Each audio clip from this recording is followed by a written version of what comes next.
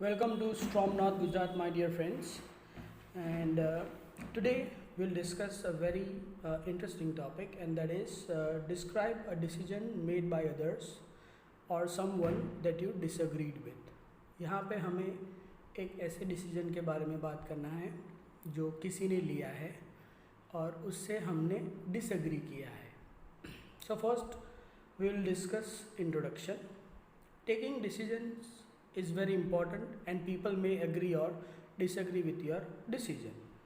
We must respect their opinion. I often agree with my parents and friends' decisions, but sometimes my opinion is different and I disagree with them on certain issues. If someone is not comfortable with my opinion, I try to understand their side. If I feel I am wrong, I change my decision. So the Hindi explanation is like this, my friends. Taking decisions is very important. Decision लेना एक important बात है और हम किसी के decision के साथ अग्री या डिसएग्री हो सकते हैं, पर हमें दूसरों के ओपिनियन का रिस्पेक्ट करना चाहिए. We must respect their opinion.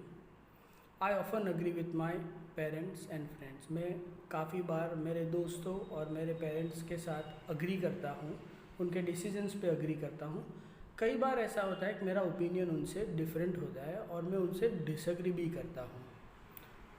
कोई बातों पे मैं सर्टेन इश्यूज़ पे मेरा डिसएग्रीमेंट होता है.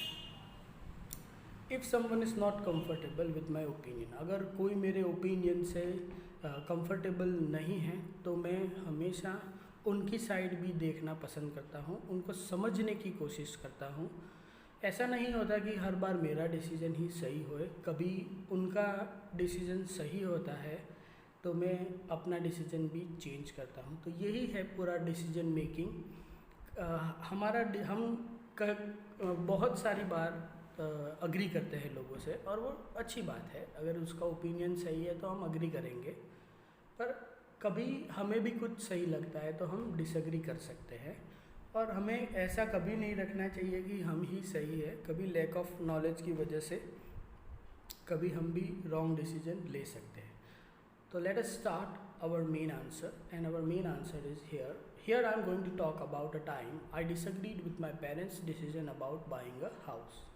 यहाँ पे मैं एक बारे में बात करने वाला हूँ जब मैं डिसएग्री हुआ था अपने पेरेंट्स के साथ, जब हमें नया घर खरीदने की बात की थी.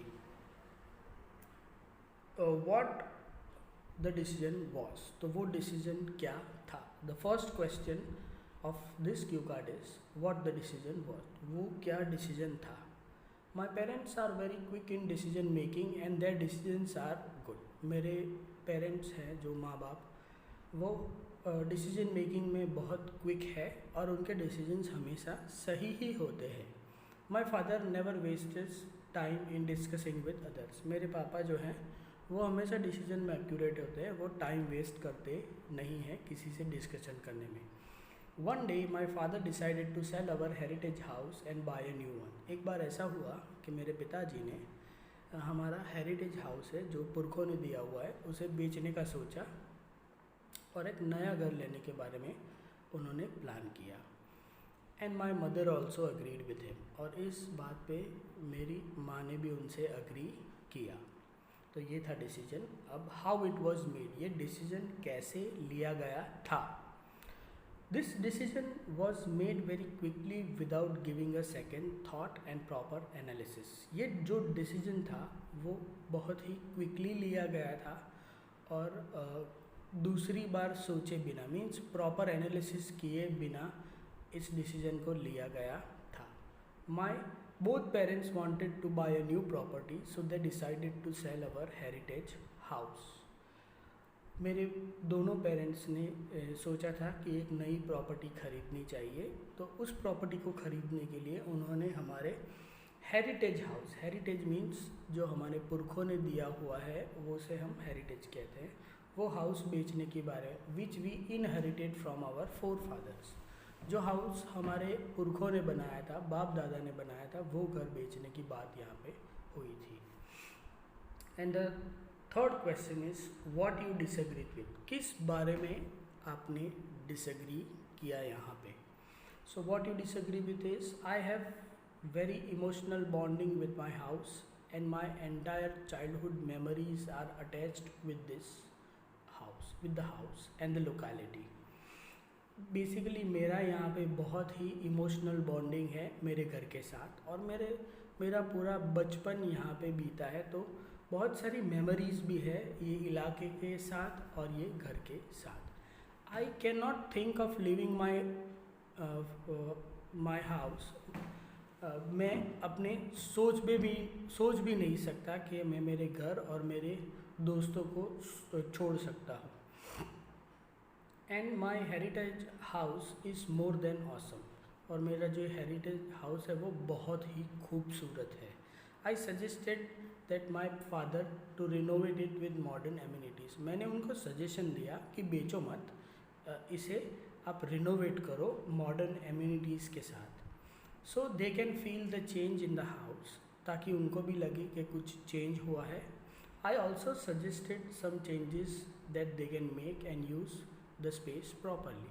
और मैंने उनको ये भी बताया कि आप कुछ चेंजेस कीजिए, रिनोवेट कीजिए और स्पेस का प्रॉपर यूज़ करके उसे एकदम मॉडर्न बनाइए. तो ये मेरा डिसएग्रीमेंट था कि बेचो मत, बट इसे रिनोवेट करो, न्यू लुक दो, ताकि ये मॉडर्न हाउस बन जाए. पर वो लोकेलिटी वो रहे, मेरे फ्रेंड्स वो रहे, मेरा बॉन्डिंग वो रहे घर के साथ जो था. And explain why you disagreed with it. इस टॉपिक पे मैंने क्यों डिसएग्री किया वो. I disagreed because I had a strong bond with my grandfather. पहली बात है तो मैंने डिसएग्री क्यों किया, तो मेरा एक स्ट्रॉन्ग बॉन्ड है वो भी मेरे ग्रैंडफादर के साथ. He always told me stories about our house and the area. उन्होंने बचपन में मुझे मेरे घर के बारे में और हमारे एरिया के बारे में बहुत सारी ऐसी बातें की है जो बहुत इम्प्रेसिव है.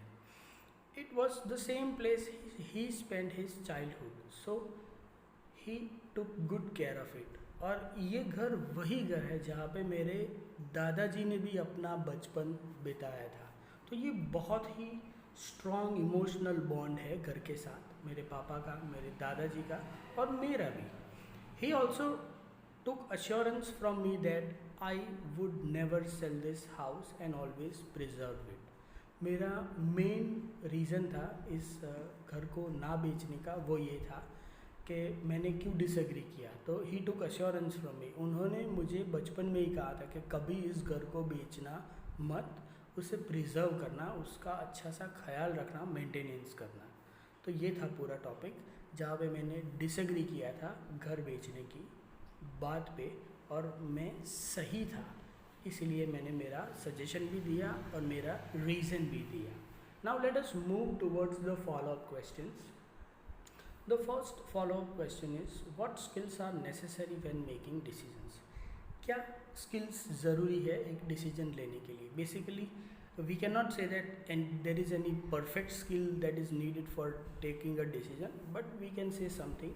When making a decision one needs to analyse the situation properly and know what outcome will be. एक डिसीजन लेने के पहले हमें ये सोचना चाहिए कि इसका रिजल्ट क्या आएगा, इसका आउटकम क्या होगा, इससे ज़्यादा फ़ायदा होगा या नुकसान. अगर नुकसान हम भुगत सकते हैं तो वो डिसीज़न लेना चाहिए, वरना हमें वो डिसीज़न चेंज करना चाहिए और रीथिंक करना चाहिए. And before taking any important decision one should meet experts and then proceed.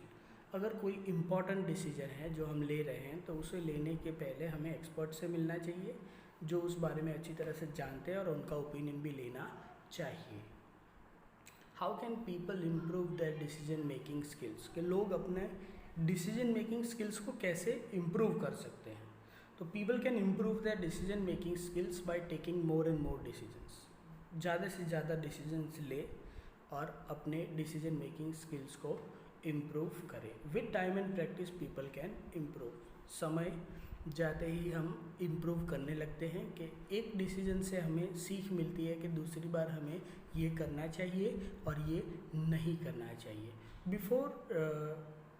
यही है important. Before taking decisions the situation should be properly analyse.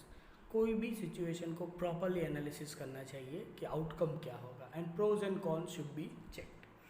Simple बात है, अगर हम नुकसान भुगत सकते हैं तो वो डिसीजन लेना चाहिए, अदरवाइज हमें नहीं लेना चाहिए। So how do you think computers will change the way people make decisions? Computers basically हमें दुनिया के साथ जोड़ते हैं. Computers connect one with the world, and with the internet today we can get many expert opinions sitting at home. हमें घर पे बैठ के ही बहुत सारे opinions मिल जाते हैं कि हमें ये decision लेना चाहिए या हमें ये या वो करना चाहिए या नहीं करना चाहिए. Even computers can analyze data minutely so we can make proper decisions. और कंप्यूटर्स काफ़ी डेटा को अच्छी तरह एनालाइज कर सकते हैं ताकि हम करेक्ट डिसीजंस ले सकें, हमें डेटा प्रोवाइड कर सके. और लास्ट और अगली क्वेश्चन है, do parents in India allow their children to make important decisions about future? क्या पेरेंट्स अपने बच्चों को इम्पॉर्टेंट डिसीजन अपने फ्यूचर के बारे में लेने दे मीन्स स्वतंत्रता देते हैं कि नहीं, दे अलाउ करते हैं कि नहीं? So the question is, do parents in India allow their children to make important decisions? Important decisions के बारे में no, parents do not allow their children to make their decisions independently. पूरी तरह से स्वतंत्र नहीं है इंडिया के बच्चे ताकि अपने डिसीजंस ले सके, हमेशा उनके पेरेंट्स का इन्वॉल्वमेंट होता है. They allow it to some extent only. कुछ मामलों में ही उन्हें इंडिपेंडेंस मिलता है. They always give their opinion and take counsel from others if it is needed. Parents हमेशा दूसरों का भी ओपिनियन लेते हैं, एक्सपर्ट की भी हेल्प लेते हैं अगर ज़रूरत हुई तो. And the last question is, do you think that parents should make important decisions for their children? ये एक बहुत ही नाजुक क्वेश्चन है. Parents should take important decisions और नॉट? तो पेरेंट्स को इम्पॉर्टेंट डिसीजंस लेने चाहिए कि नहीं? तो let us see first the answer.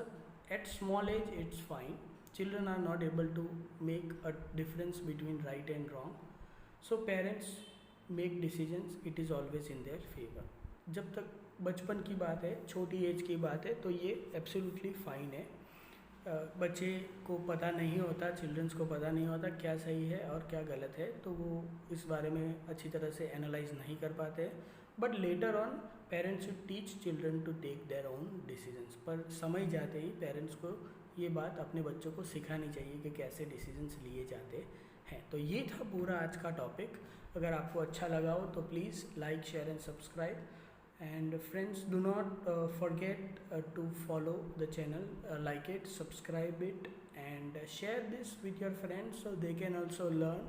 They can also get the idea that how to speak a topic and how to analyze the follow-up questions.